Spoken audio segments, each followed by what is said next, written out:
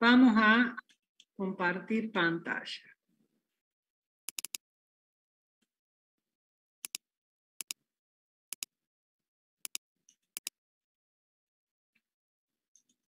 Vamos a terminar de ver en principio lo de funciones compuestas que nos había quedado la semana pasada.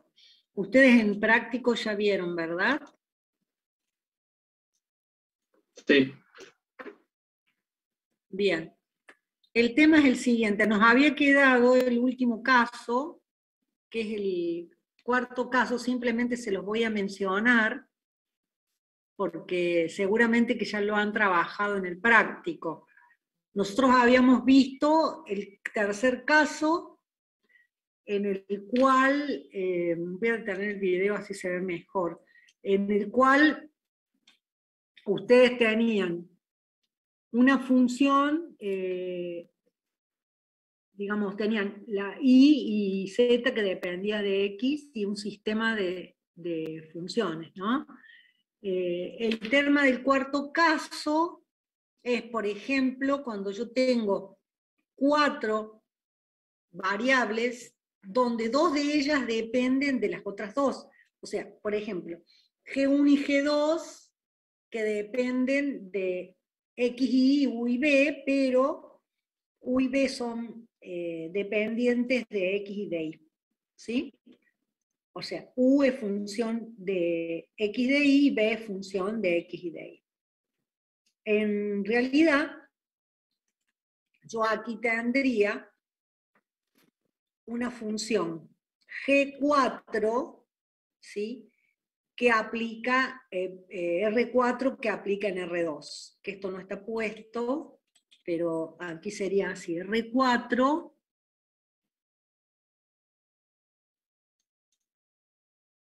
acá tendríamos R4, ¿por qué? Porque son dos variables independientes y 2 variables finales, que aplica en R2, ¿sí? Que define implícitamente a 2 funciones, a U y a B, que dependen de X y. Por eso pongo R cuadrado en R cuadrado. O sea, R2 en R2. ¿Cuáles serían las incógnitas? La derivada de U respecto de X, la derivada de U respecto de Y, la derivada de B respecto de X y la derivada de B respecto de Y. O sea, ¿por qué? Porque U depende de X y de Y, y B depende de X y de Y. ¿De acuerdo? ¿Lo ven a eso? Bien. Entonces, aplicamos la regla de la cadena, al igual que en los casos anteriores, ¿no es cierto? Pero con la diferencia en que ahora vamos a derivar como función compuesta las funciones 1 y 2, pero primero lo vamos a hacer derivando respecto a x como variable final y luego respecto de y. Es decir, tenemos G1 y G2, donde x depende de x misma, y depende de y misma, u depende de x y de y b depende de x y de y. Entonces, si lo derivamos como función compuesta, vamos a tener tantas derivadas como variables finales haya, y tantas funciones, tantos términos va a tener de acuerdo a la cantidad de variables que tengo. Como tengo 4 variables, ¿sí? Voy a tener 4 términos. Entonces derivo G1 respecto de X, como ahora estoy tomando a X como variable final, ¿sí? Voy a tener que derivar tanto G1 como G2 teniendo en cuenta X como variable final. Y bueno, hago la regla de la cadena, es decir, la derivada de G1 respecto de X, respecto de Y, respecto de U y respecto de B. Pero cada una de ellas está multiplicada por la derivada. Por ejemplo, de X respecto de X, la derivada de Y respecto de X. ¿Por qué? Porque X es mi variable final. De acuerdo a la derivada de U respecto de X, la derivada de B respecto de X. En todos los casos, excepto en X e Y, voy a tener tanto que G1 como G2 son derivadas parciales. ¿Por qué? Porque G1 depende de 4 variables. ¿Estamos? Lo mismo hago con G2, y acá voy a tener, fíjense ustedes, que si yo considero que esto es igual a 1, ¿sí? Paso lo que me está quedando acá al segundo miembro, y me queda lo que vemos allí, que nos queda un sistema de 2 ecuaciones con 2 incógnitas, donde puedo aplicar la regla de Cramer. ¿A qué era igual la regla de Cramer? ¿Se acuerdan?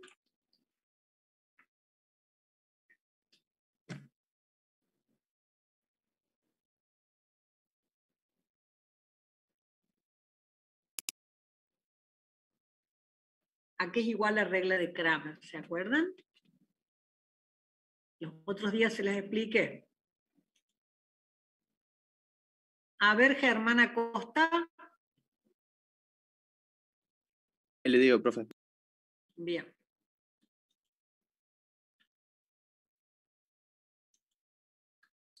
Profe, ¿puede ser que sea la matriz de términos independientes sobre la matriz de los coeficientes principales? Claro, tengo que hacer, a ver qué tengo acá, ya te contesto, división de términos jacobianos. Claro, pero el método de Cramer, ¿a qué era igual? Al determinante sustituto sobre el determinante principal. El determinante principal es el que está formado por los coeficientes que acompañan a las incógnitas, y el determinante sustituto, aquel que surge de reemplazar los coeficientes que depende a la incógnita que yo quiero calcular por el término independiente. ¿Se acuerdan? O sea, que nos quedaría aquí, la derivada de U respecto de I va a ser igual. El determinante principal, que es el determinante formado por todas las incógnitas, por todos los coeficientes de las incógnitas, y el determinante sustituto, justamente donde yo sustituyo la columna que corresponde a la incógnita que quiero hallar por los términos independientes. ¿Sí? ¿Se acuerdan? Y acá voy a reemplazar la columna que corresponde a la derivada de G1 respecto de X, y aquí voy a reemplazar, acá es derivada de B respecto de X, por lo tanto también voy a reemplazar la derivada de G1 respecto de B y la derivada de G2 respecto de B por la columna de los términos independientes. ¿Sí? ¿Estos casos los trabajaron en el práctico? Sí, profe, o sea, hicimos un ejemplo, pero no lo hicimos completo porque era muy largo y ya era el final de la clase. Bien, pero es lo último que vieron, ¿verdad? ¿O vieron algún otro tema? Hasta gradiente vimos. Ah, después vieron gradiente, claro, porque la semana pasada nosotros no tuvimos clase. Bueno, termínenlo a este entonces, porque, digamos, un caso particular, ¿no es cierto? Donde sí, es largo, porque después tengo que volver a, digamos, a hacer lo mismo, a derivar, pero ahora considerando ahí como variable final. O sea, que ¿qué me va a quedar? Todo lo mismo, pero me van a quedar las derivadas estas, digamos, respecto de I. Y haciendo las mismas consideraciones, voy a tener también los jacobianos, G1, G2, pero ahora va a ser el sustituto para encontrar la derivada de U respecto de I. Voy a tener jacobiano G1, G2 respecto a I y B. En cambio, antes nosotros estábamos con, digamos, las derivadas respecto acá, de U y B, ¿sí? perdón, se me fue. ¿Qué diferencia hay entre uno y otro? Que en uno voy a calcular la derivada de u y la derivada de b respecto de x y en el otro respecto de y. ¿De acuerdo? Entonces, siempre se tiene que cumplir que el jacobiano del denominador tiene que ser distinto de 0. Si no, no es posible hacer la derivada. ¿De acuerdo? Esto mismo se puede aplicar para funciones de más variables. Bueno, allí tienen algunos ejemplos y ahora vamos a ver el otro tema que es, voy a compartir pantalla relacionado con el otro tema, que es derivada. Claro, o sea que mañana ustedes no van a tener práctico. Ustedes vieron hasta este tema, ¿verdad? Derivadas parciales y gradientes. Perdón, derivada direccional y gradiente. Sí, profe. Bien. Entonces, nos vamos a poner al día porque esta semana vemos esto, la semana que viene vemos Taylor y bueno, ya después el parcial. Bien, máximos y mínimos y después el parcial. Nos vamos a plantear lo siguiente. Fíjense ustedes, aquí les voy a mostrar un video para que ustedes me cuenten cuál es la inclinación. Espero que se pueda ver. Ustedes espero que lo puedan compartir. Si no...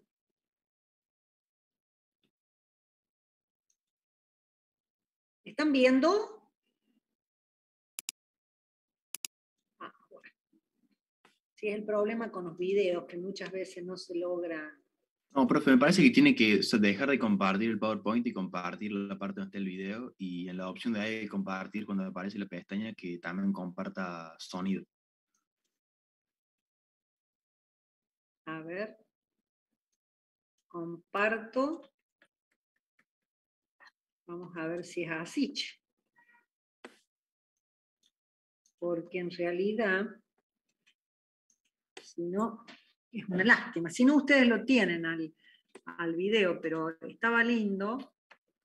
Pero bueno, no, si no se puede compartir, no se puede compartir. A ver.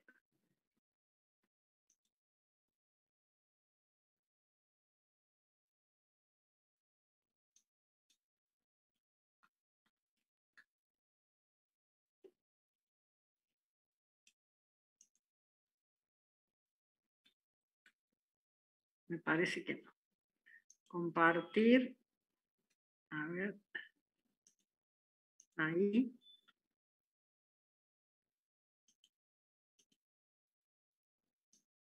¿Lo ven ahí? Sí, profe. Bueno, ¿qué es eso? Un esquiador. ¿Sí? ¿Por dónde va a bajar la persona que esquía? ¿Qué hace esquí? Por la nieve. ¿Cómo? Por una montaña, en la nieve. Sí, pero ¿por Por dónde? una pendiente. Los valles, digamos. Claro, pero en realidad, ¿cuál va a ser la velocidad máxima que adquiere el que esquía cuando baja? La pendiente más empinada. Claro, exactamente, la pendiente más empinada. Ahora, nosotros lo que vamos a querer conocer, el caso, por ejemplo, también, voy a dejar de compartir ahora, en realidad es para que se acuerden, nada más. Por eso les puse el esquiador, se lo podría haber dicho, pero bueno, es para que se acuerden. Por ejemplo, si yo tengo un cerro, ¿sí? Como lo ven ahí, ¿sí? Bien. ¿Lo ven el cerro con las plantitas? Sí, profe. Bueno, ese cerro, digamos, está representado, vamos a suponer que está representado a través de una función ¿no es cierto? Y nosotros lo que queremos hacer es conocer cuál es la inclinación de ese cerro, o sea, la pendiente que tiene respecto del eje Z, ¿sí? Ahora bien, nosotros sabemos que podemos determinar las pendientes respecto del eje X y del eje Y, pero si nosotros queremos calcular una pendiente en cualquier punto respecto del eje Z, ¿sí? Vamos a hacer uso de lo que se denomina derivada direccional. Las derivadas parciales son casos particulares de las derivadas direccionales, ¿sí? Entonces, el tema es que ahora vamos a ver los conceptos teóricos para poder entender lo que es una derivada direccional. Para eso vamos a considerar una función. Vamos a usar puntero. Bien. Vamos a considerar una función z, ¿sí? Que depende de las variables x e y. Y esa función z vamos a considerar que está definida en un dominio que contiene un punto. El punto que contiene es el punto P. Entonces, por este punto P vamos a trazar un vector, ¿sí? Que va a formar un determinado ángulo con el eje positivo de las X. O sea, el ángulo que forma es este, gamma, ¿de acuerdo? Si le damos un incremento a P, a X, vamos a tener X más X sub C, más delta X. Y si le damos un incremento a Y, vamos a tener Y más delta Y, ¿de acuerdo? Entonces, fíjense ustedes que el delta S por el teorema de Pitágoras, ¿a qué es igual? Delta S, que sería la hipotenusa de ese triángulo. ¿A qué sería igual?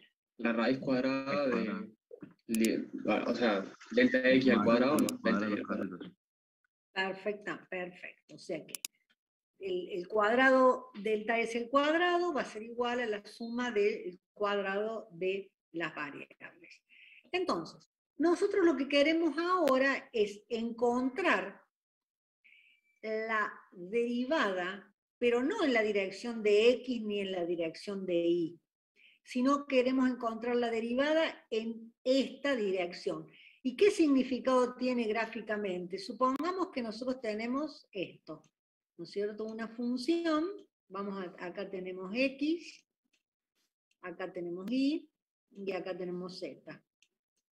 Supongamos que tenemos esta función, que es una superficie, y no queremos encontrar, nosotros cuando queríamos encontrar la derivada respecto de X, ¿qué hacíamos? Cortábamos con un plano igual a constante, y nos quedaba una curva, ¿se acuerdan? Y allí trazábamos la tangente, y esa tangente formaba con el eje de las X un ángulo que yo lo llamaba alfa. ¿Sí? ¿Se acuerdan de esto? Y esa era la derivada de Z respecto de X. ¿Sí? Si nosotros queremos encontrar la otra derivada, o sea, la derivada de Z respecto de Y, ¿qué hacemos? Y bueno, cortamos la superficie con un plano X igual a constante. Cortamos así, obtenemos una curva, acá tengo Z, acá tengo Y, y acá tengo X. La tangente a esa curva va a formar con la dirección positiva del eje Y un ángulo que le llamamos beta, ¿sí? La tangente trigonométrica de beta vendría a ser la derivada de Z respecto de Y, ¿sí? O sea que tenemos las dos derivadas parciales. Pero ahora no hacemos esto.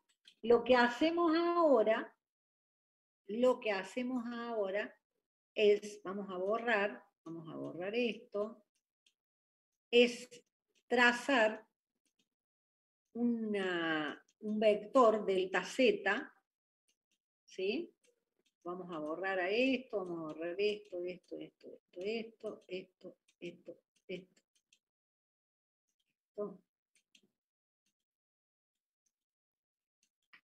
Bien, vamos a volver al lápiz. Puntero láser. Bien, no, el puntero láser, vamos a ver el otro. Opciones de puntero, pluma. Yo, en este caso, ¿qué voy a hacer? Voy a cortar Z,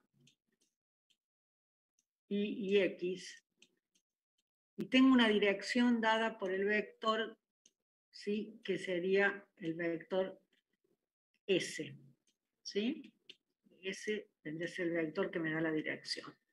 Entonces, si tenemos la superficie, la misma que teníamos antes, ¿qué hacemos? Cortamos esa superficie con un plano y me va a quedar aquí determinado una curva. Entonces, nosotros queremos estudiar la derivada, vamos a decir que este es gamma, la derivada de la función z respecto de esa dirección S. ¿Se entiende lo que queremos encontrar?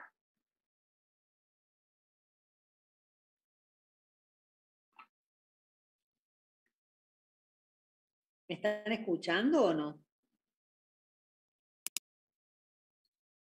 Sí, profe. Perfecto. Profe, sería la derivada de z con respecto a s, ¿no?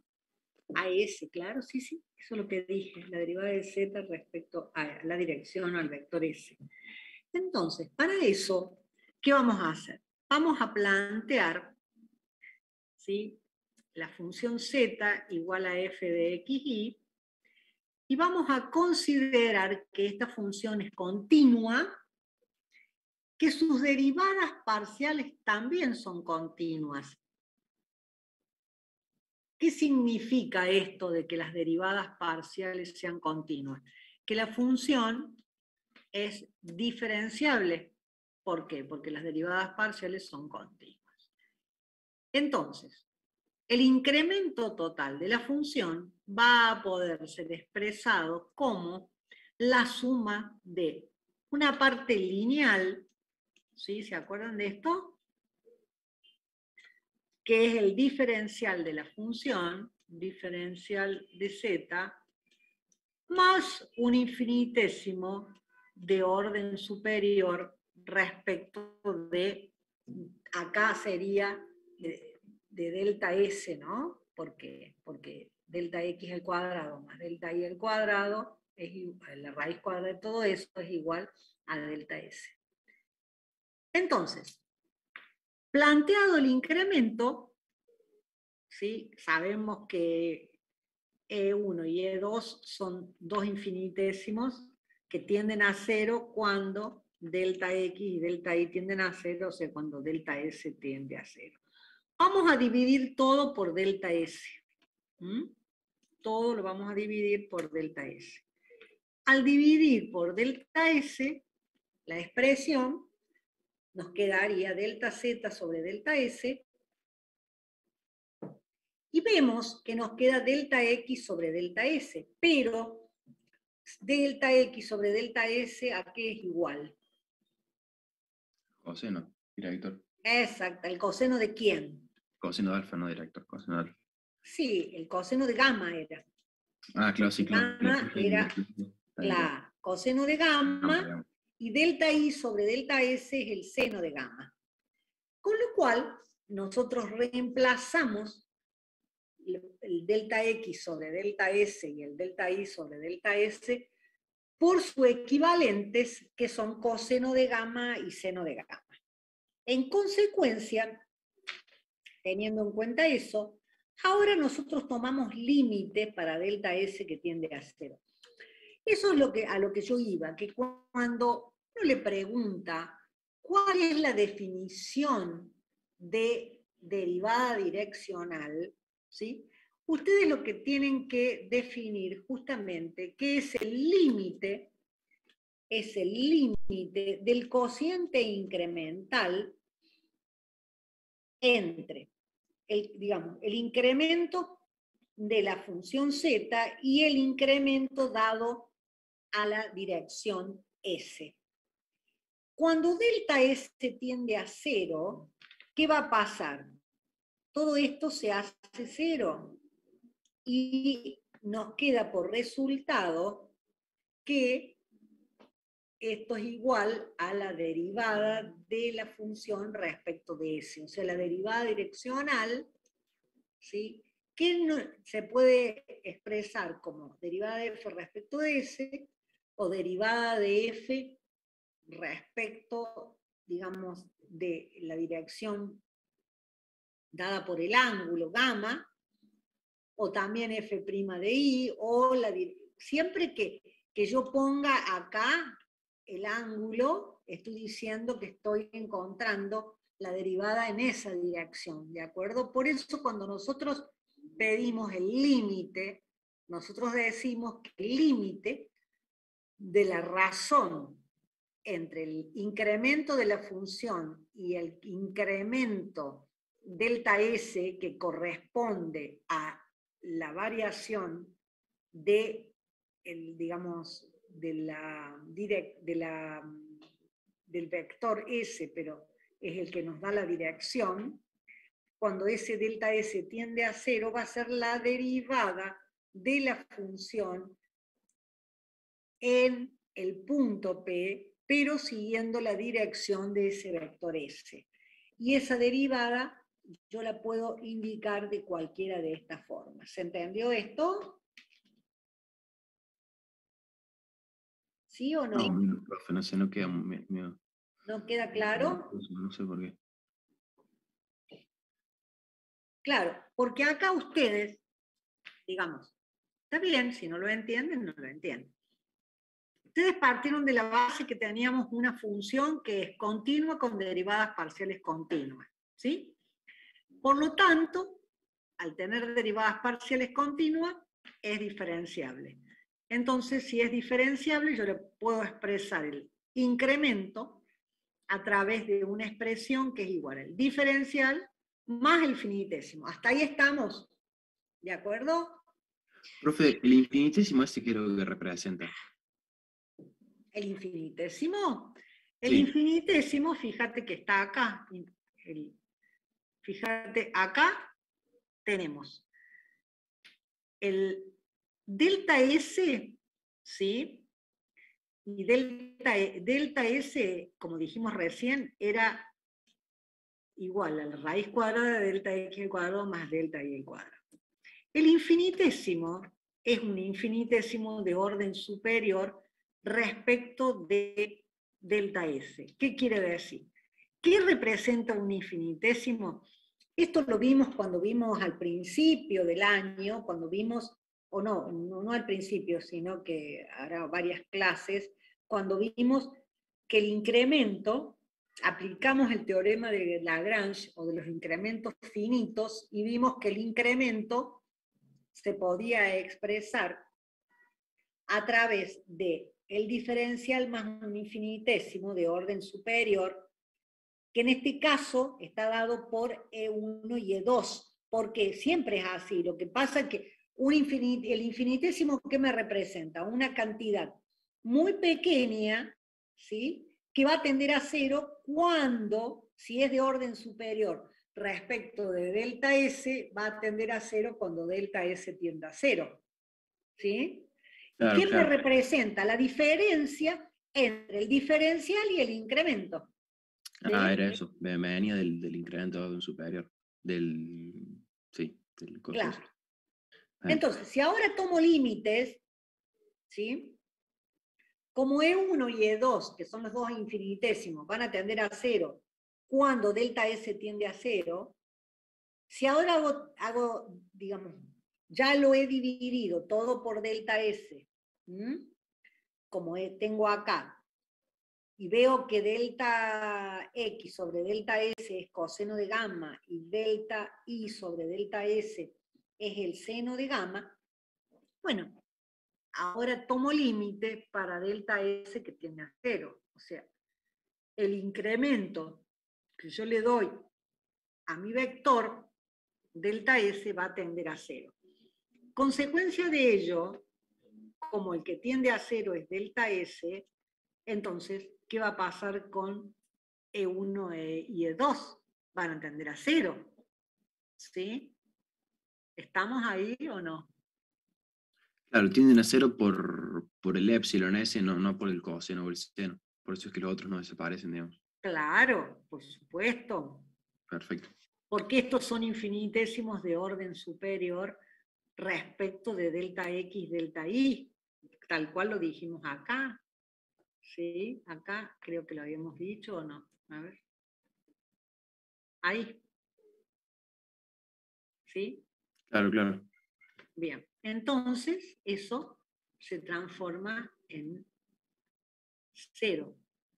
Con lo cual, ¿qué nos va a quedar? Nos va a quedar solamente, fíjense ustedes, esta partecita. ¿Mm? Y esto no es, al tomar límite para delta S que tiende a 0, estoy haciendo el cociente entre el incremento de la función y el incremento de la variable, que es, en este caso, el incremento del vector. ¿Mm? Eso es la definición de derivada. Por lo tanto, ¿qué voy a tener? La derivada de z, o sea, de la función respecto de la dirección S. Por eso defino justamente a la derivada direccional como el límite del incremento de la función sobre el incremento que le doy a un vector en una dirección determinada, ¿sí? Dada por delta S. ¿De acuerdo? ¿Lo ven a eso o no? Sí, sí, profe. Bien. Entonces, de allí surge que la derivada direccional es igual a de todo esto. O sea, es igual a la derivada de z respecto de x por coseno de gamma, más la derivada de z respecto de y por el seno de gamma. Que eso es lo que en realidad ustedes aplican cuando calculan la derivada direccional. ¿Qué les parece si gamma es igual a 0? ¿Qué nos ocurre? Solo va a quedar el coseno. Y el coseno de 0 a qué es igual. A 1. A 1. A 1. Entonces, ¿qué nos queda? Nos queda que la derivada de z respecto de x, o sea, la derivada f, digamos, de la función en la dirección gamma, cuando gamma es igual a 1, nos va a quedar igual a la derivada parcial de la función respecto de x. Y si ahora la derivamos respecto de gamma y gamma es igual a 90 grados, ¿qué va a pasar?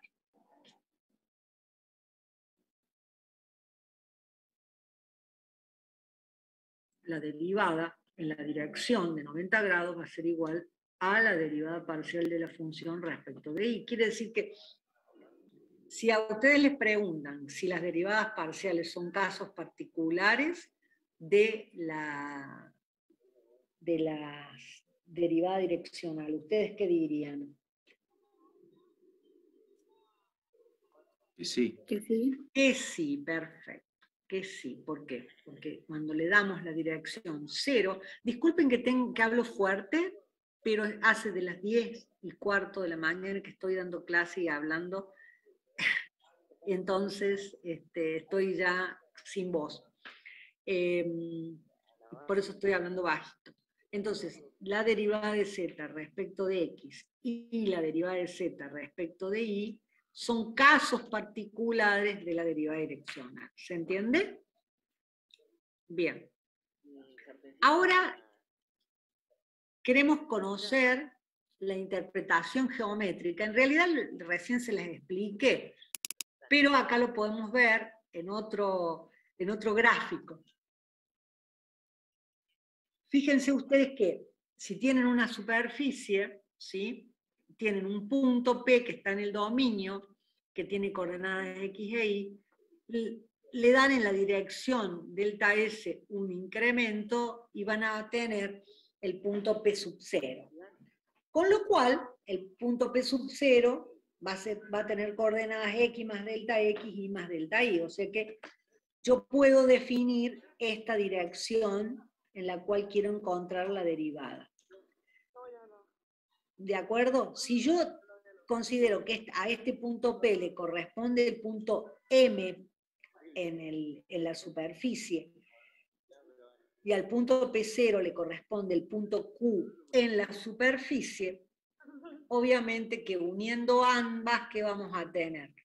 La curva que queda determinada cuando corto a esa superficie con un plano en la dirección de delta S. Entonces, si yo, que sería esta la curva, ¿no? La que está acá, esta curva. Si yo ahora trazo una tangente geométrica a la curva del punto M inicial, ¿sí? Esa tangente geométrica va a formar con la dirección del vector delta S un ángulo, ¿sí? Que es alfa.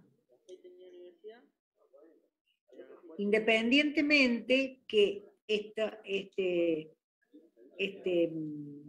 vector forme un ángulo gamma con el eje de las X. ¿Se entiende eso? Hay un micrófono que está abierto, que no sé cuál es, pero se está escuchando. A ver, voy a dejar de compartir esto y voy a compartir la pizarra. Vamos a hacer el gráfico acá.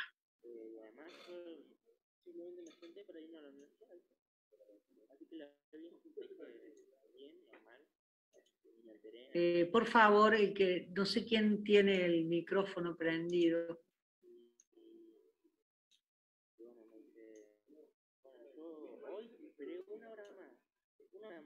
Bueno, evidentemente que no escuchan.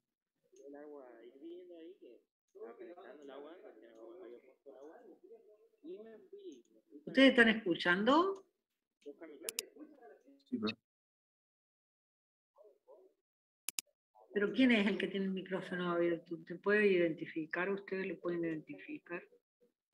Para que lo haga silenciado. Me parece... Se llama Yamil González. Sí. Pero lo tiene...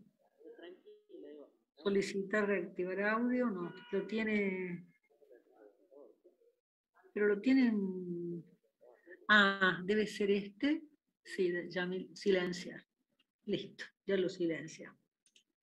Bien.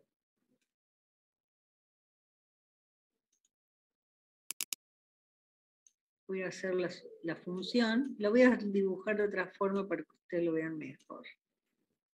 Esta es la superficie. Z igual a f de x y.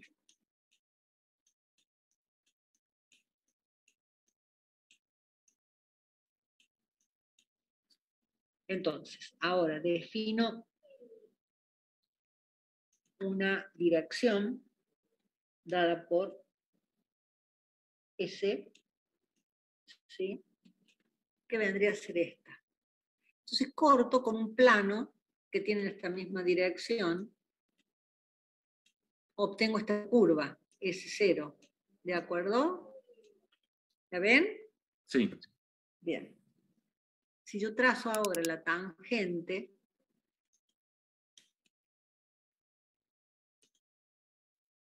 en un punto dado, esa tangente va a formar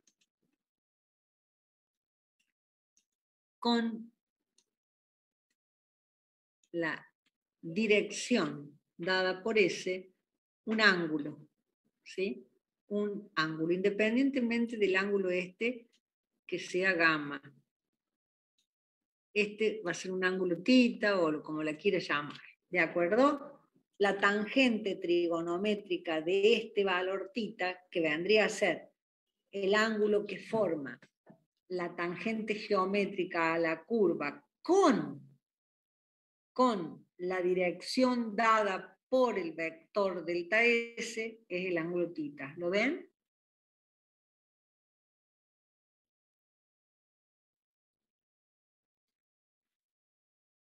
Sí, ¿No lo perfecto. ven?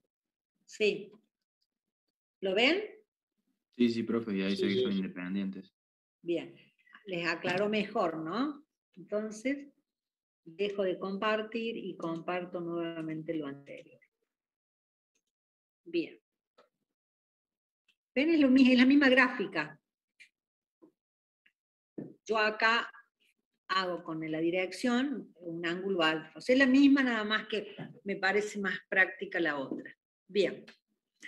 Entonces, cuando yo quiero interpretar la derivada direccional, digo que es la tangente trigonométrica del ángulo que forma la tangente geométrica a la curva cuando corto la superficie con un plano que tiene la dirección dada por el vector.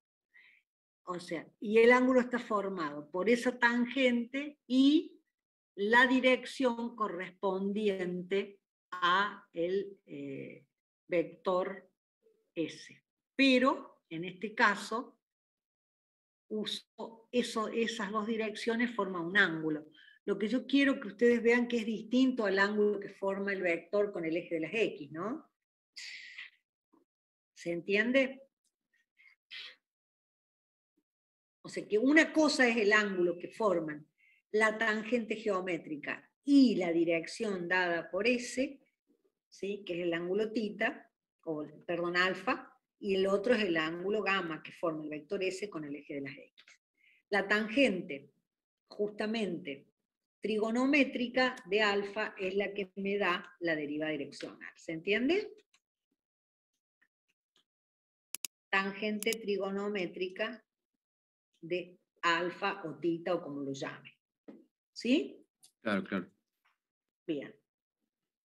Entonces, esto es concretamente, aquí tienen dos ejercicios que ustedes ya lo hicieron, ¿no es cierto? O sea que no vale la pena, esto generalmente yo lo doy cuando todavía no han hecho la parte práctica. Fíjense que acá está lo que yo les decía, que la derivada de la función en el punto, siguiendo la dirección dada por el vector S, es igual a la pendiente, o sea, pendiente y tangente trigonométrica es exactamente lo mismo, de la recta tangente a la superficie en el punto considerado y en la dirección dada por ese vector. O sea, acá está un poquito más complicado, pero es lo mismo.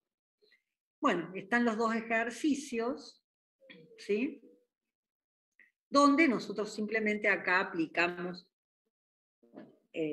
digamos, la formulita. Y después podemos hallar en el punto 1, 2, con lo cual obtenemos un valor concreto, que vendría a ser la derivada direccional en la dirección del ángulo piso de 4.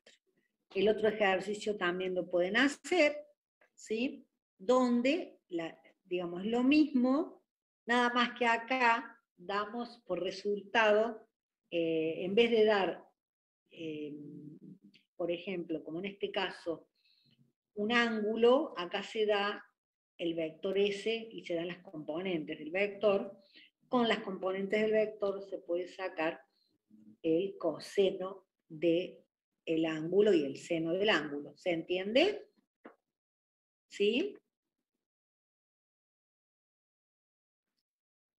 Aplico la fórmula, como ustedes ya saben, y obtengo en el punto 1, 2 el valor correspondiente a la derivada direccional. ¿Mm? Bien. Ahora, si nosotros tenemos en cuenta que definición, la fórmula incluye el coseno del ángulo alfa y el seno del ángulo alfa, si nosotros estamos en el plano, sabemos que los ángulos alfa y beta son complementarios. Por lo tanto, el seno de alfa va a ser igual al coseno de beta. Entonces, directamente podemos hacer el cálculo usando los cosenos. Directamente el coseno de alfa y el coseno de beta, que son los cosenos que forman, los ángulos que forman alfa y beta, el vector dirección con cada uno de los ejes, el eje X, el eje Y. Y esto me permite generalizar la expresión cuando tengo tres direcciones, ¿sí? Por ejemplo, en el caso que yo tenga la función de tres variables independientes, donde tengo u igual a f de x y z, voy a tener el ángulo alfa, el ángulo beta y el ángulo gamma, ¿sí? Allí, haciendo extensivo el mismo concepto, tendríamos la derivada de la función u respecto de x por coseno de alfa, más la derivada de u respecto de y por coseno de beta, más la derivada de u por coseno de gamma. O sea que es una extensión del anterior. ¿Se entiende?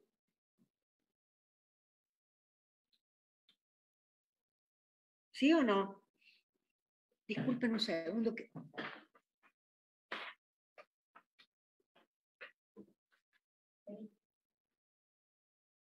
Pasa.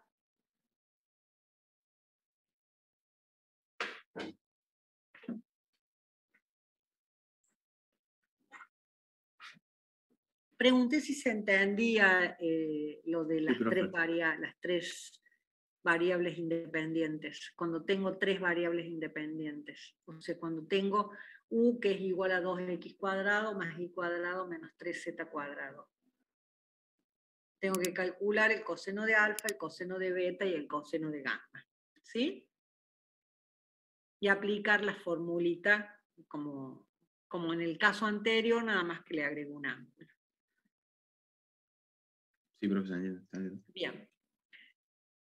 Ahora vamos a ver lo que es el gradiente, que ya en parte lo hemos definido, el gradiente como un vector. ¿Trae fuentecita para hacer pastel de papa? Bueno, ahora estamos con el pastel de papa. ¿Quién está? ¿Quién es que no está silenciado? Ahí se silenció, profe, de vuelta, pero era de vuelta lo mismo antes. Parece que no está entendiendo nada, no está escuchando la clase. Bien. Sí, las clases virtuales lamentablemente hay conectados en este caso 42 y creo que debe haber 3 que están escuchando la clase. Lamentablemente uno lo sabe y eso es bastante problemático. Bueno, vamos a definir lo que es el gradiente. El gradiente es un vector que está asociado a una función escalar. Y el gradiente tiene tantas componentes como variables tenga la función. O sea, yo tengo, en este caso, el gradiente de la función f de xy, como tiene dos variables, en consecuencia vamos a tener dos componentes, la componente en x y la componente en y. ¿Qué va a ser? La componente x va a ser la derivada de la función respecto de x, y la componente y la derivada de la función respecto de y. Podemos expresarla de esta manera o podemos expresarla de esta manera. O sea, cualquiera de las dos es válida. ¿Está claro? El vector gradiente se indica de esta forma, o sea, varias tiene. Gradiente de f de xy, gradiente de f, gradiente de z. Se indica con digamos, símbolo, es un triángulo invertido, que indica gradiente de f de xy, gradiente de f o gradiente de z. ¿Sí? Este símbolo me indica gradiente. ¿Está claro? ¿Sí? Sí, profe. Perfecto. Bien. Entonces, si no, yo tengo una función, por ejemplo, de 2 variables, muy simple, hacer el cálculo del gradiente, porque hago la derivada de la función respecto de x, luego hago la derivada de la función respecto de y, valúo ambas en el punto y obtengo el vector gradiente con sus 2 componentes. Ahora, el vector gradiente tiene como componentes derivadas, ¿no es cierto? Entonces, esas, digamos, las propiedades que goza el vector gradiente son las mismas que las de las derivadas. ¿Por qué? Porque el vector gradiente es un vector derivada. Ahora lo que vamos a hacer es establecer la relación entre gradiente y derivada direccional, que es lo que en realidad nos interesa a los fines de poder, digamos, darle un cierre al tema. Fíjense ustedes lo siguiente. Si nosotros tenemos una función z, ¿sí? Y queremos encontrar la derivada direccional en una dirección gamma, esa derivada direccional va a ser igual al producto escalar entre el vector gradiente de la función por el vector unitario que corresponde a la dirección gamma que quiero hallar. ¿Sí? Esto surge, ¿por qué? Porque si yo considero el vector unitario en la dirección de S, bueno, ese vector unitario va a ser un vector que tiene módulo 1 y va a formar, o sea, va a estar formado por 2 componentes, ¿sí? Una es coseno de gamma y otra es seno de gamma. ¿Por qué? Porque el módulo es 1, o sea, raíz cuadrada de coseno al cuadrado más seno al cuadrado de gamma va a ser igual a 1. Bien, ahora, gráficamente, yo grafico por un lado, acá tengo gamma, en el mismo punto P que pertenece al dominio de la función, gráfico el gradiente, gráfico el vector unitario en la dirección en la cual quiero encontrar la derivada direccional. ¿Sí? ¿Qué pasa? Si yo sé que el gradiente está formado por las componentes, cada una de las, es un vector cuyas componentes son la derivada de la función respecto de x y la derivada de la función respecto de y, y a eso lo multiplico por el vector unitario, este vendría a ser S0, es un vector unitario que, digamos, un vector que tiene módulo 1. En consecuencia, la multiplicación escalar entre ambos, ¿qué me da por resultado? Me da una expresión que es la que coincide con la de la derivada direccional. ¿Sí? Derivada de f respecto de x por el coseno de gamma más la derivada de f respecto de y por el seno de gamma es igual a el producto entre el vector gradiente y el vector unitario en la dirección del vector gradiente. ¿Se entiende esto?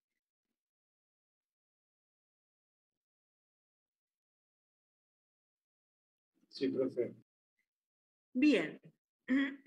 Ahora, vamos a ver que en realidad la derivada direccional va a ser igual a la proyección del vector gradiente sobre el vector unitario. Fíjense ustedes que la derivada direccional, que es igual al producto de gradiente de f por s sub 0, digamos, ese producto escalar es igual al módulo del vector gradiente por el módulo del vector unitario, que obviamente es 1, por el coseno del ángulo que forman entre los dos. Acá tenemos un ángulo phi, ¿sí? Ahora bien, si yo analizo esto, gradiente de f por el coseno de phi, ¿qué vendría a ser? El gradiente de f por el coseno de phi vendría a ser esta proyección, ¿sí? Todo esto. Y esto que vendría a ser la derivada direccional, ¿sí? ¿Qué me dice esa expresión? Que a medida que el ángulo que forman el gradiente y el vector unitario se achique, ¿qué va a pasar con el valor? ¿Qué pasa cuando phi es 0? Tengo la máxima derivada direccional, profe. Perfecto, sí señor. Tengo la máxima, perdón el ladrido tengo la máxima derivada direccional. ¿Por qué? Porque justamente la proyección es máxima. Entonces, yo puedo decir que la máxima derivada direccional se da, ¿sí?, cuando la dirección en la cual estoy encontrando la derivada direccional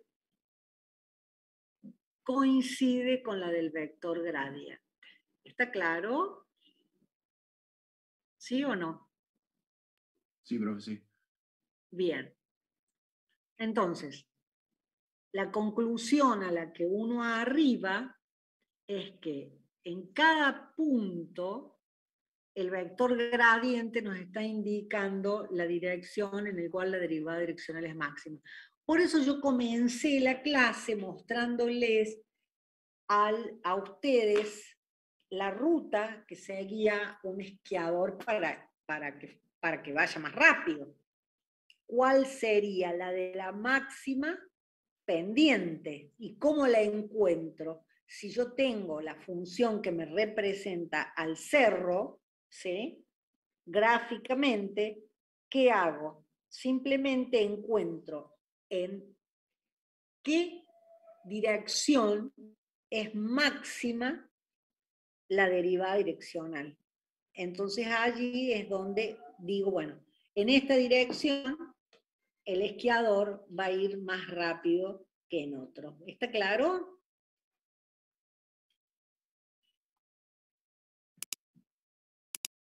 Bien. Entonces, hay lindos ejemplos relacionados con este tema.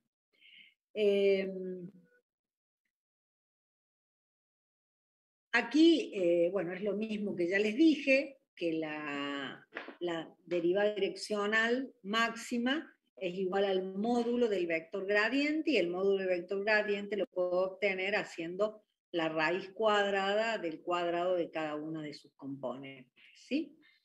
Acá tenemos un ejemplo donde hay que calcular, dice, el vector gradiente, y luego obtener la derivada direccional máxima. Entonces, ¿qué vamos a hacer? Vamos a calcular el vector gradiente, ¿sí?, y vamos a encontrar la dirección en la cual, que en realidad en este caso es la dirección del vector gradiente, y a su vez, la ventaja que tiene es que no solamente es cuando coinciden las direcciones, sino que en ese caso la derivada direccional es igual al módulo del vector gradiente. O sea que rápidamente nosotros tenemos aquí a qué es igual la máxima derivada direccional. ¿Sí? ¿Se entiende? Bien. Y luego tenemos que demostrar que el vector gradiente es perpendicular a las curvas de nivel, ¿sí? ¿Se acuerdan que era una curva de nivel?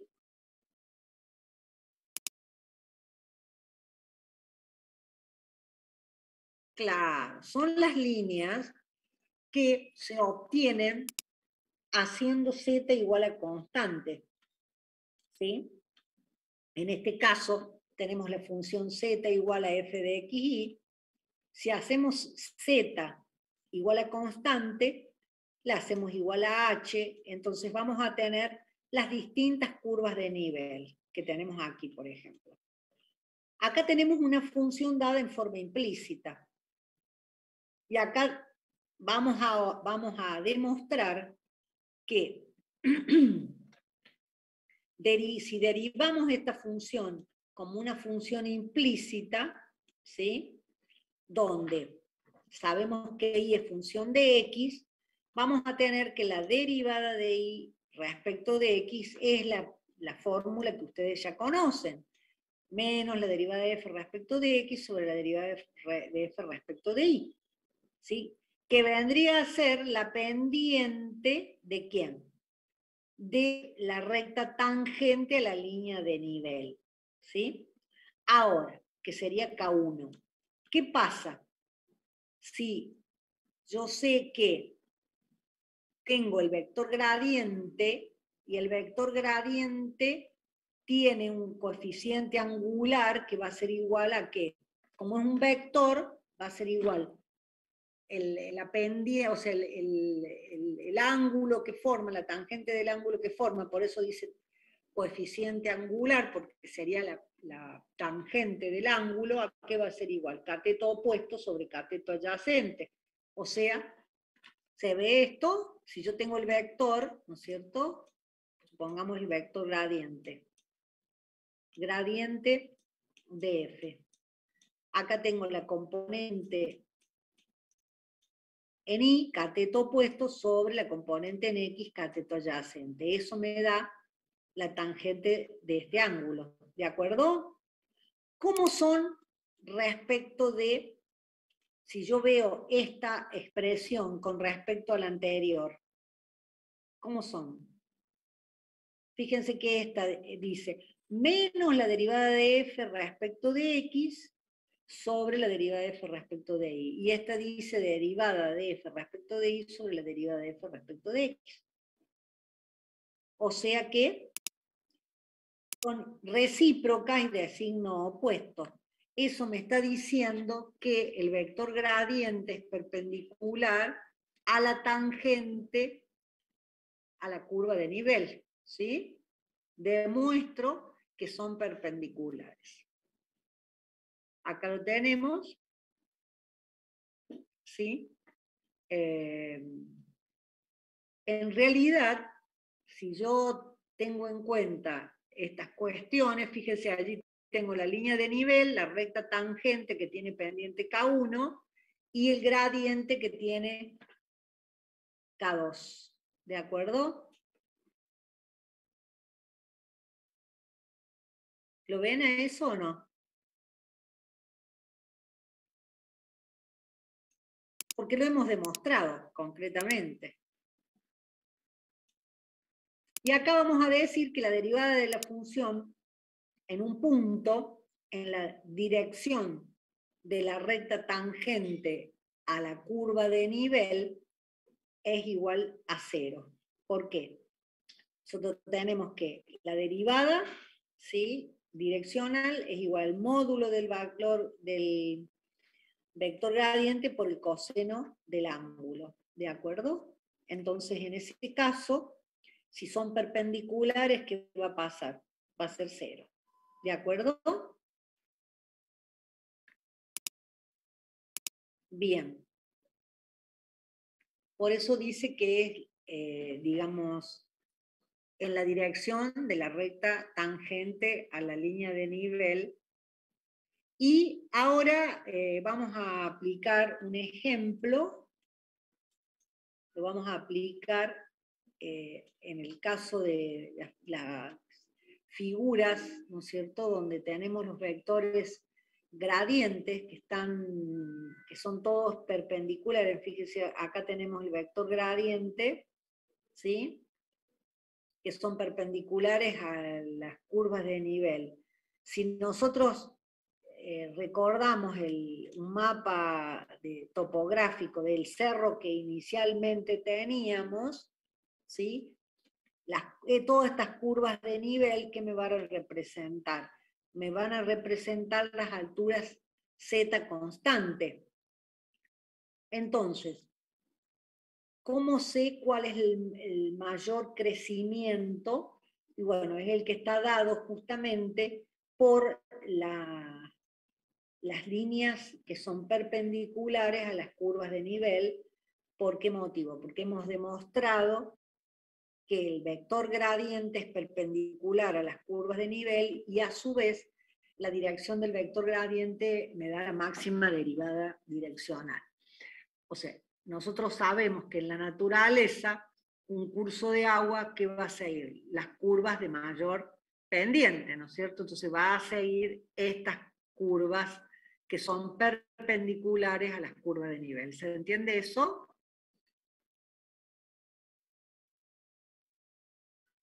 ¿Sí o no?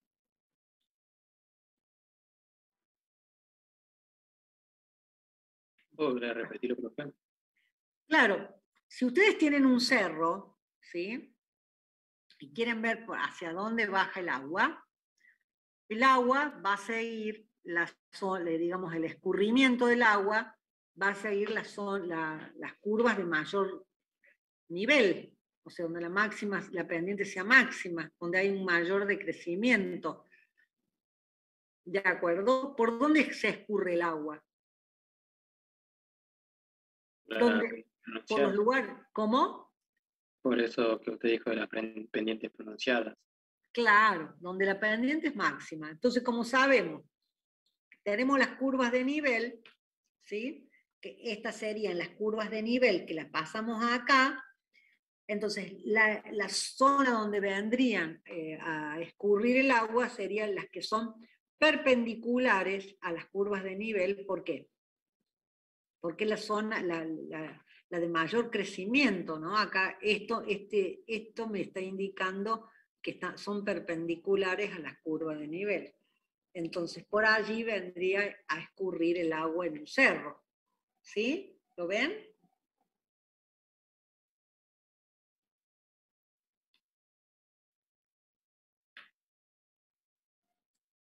¿Sí o no? Bien. Entonces, vamos ahora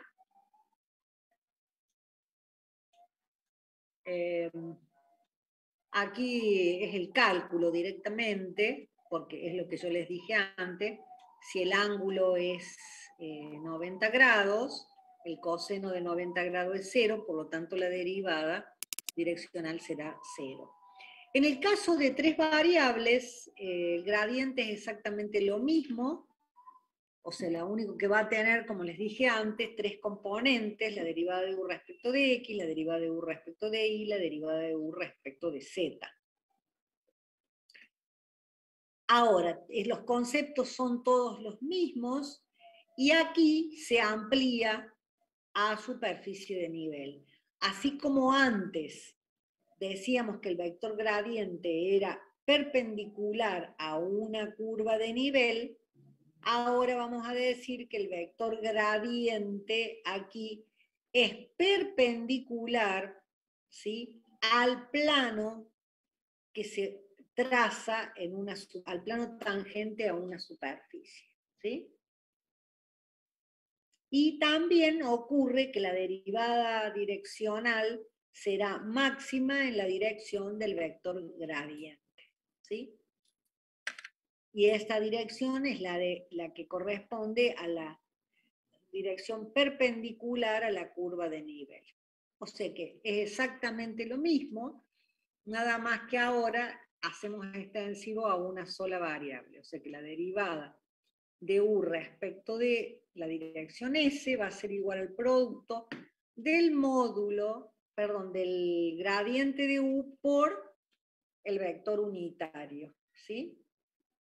O sea que cuando yo quiero hacer el producto escalar va a ser igual al módulo del vector gradiente por el módulo del vector unitario, ¿sí?,